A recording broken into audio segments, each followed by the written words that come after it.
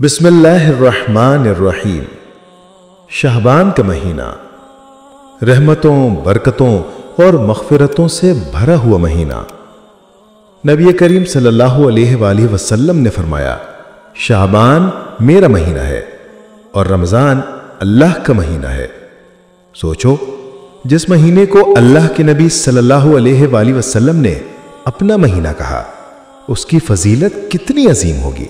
रसूल अल्लाह सल्लल्लाहु अलैहि वसल्लम शाबान में इतने रोजे रखते कि लोग समझते शायद अब बिल्कुल ना छोड़ें, क्योंकि ये महीना रमज़ान की तैयारी का महीना है, अपने दिल को पाक करने का महीना, अल्लाह के करीब होने का महीना।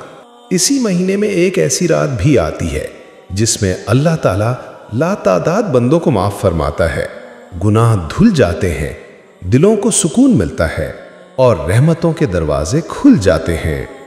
रसूल अल्लाह सल्लल्लाहु अलैहि वसल्लम शाबान में ये दुआ बहुत कसरत से पढ़ते थे, अल्लाहुम्मा बारिक लना फी रजबा व शाबाना व बल्लिगना रमज़ाना।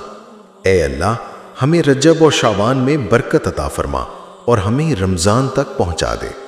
ये दुआ सिर्फ अल्फाज नहीं, बल्कि इसमें बरकत भी है, रहमत भी है और एक मुसलमान की सारी उम्मीदें भी।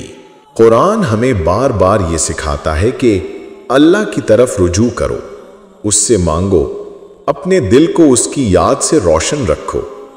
शाबान का महीना तौबा, जिक्र, इबादत और इस्लाह नफ्स का महीना है और सबसे बढ़कर अल्लाह से मोहब्बत बढ़ाने का महीना।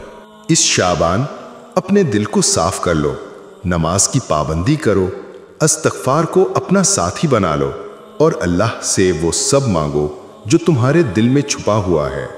अगर आपको ये वीडियो पसंद आए तो लाइक जरूर करें, कमेंट में आमीन लिख दें और अकबर अली इस्लामिक को सब्सक्राइब करना ना भूलें, ताकि आप तक रोजाना इल्म, हिदायत और रूहानियत से भरी नई वीडियोस पहुंचती रहें।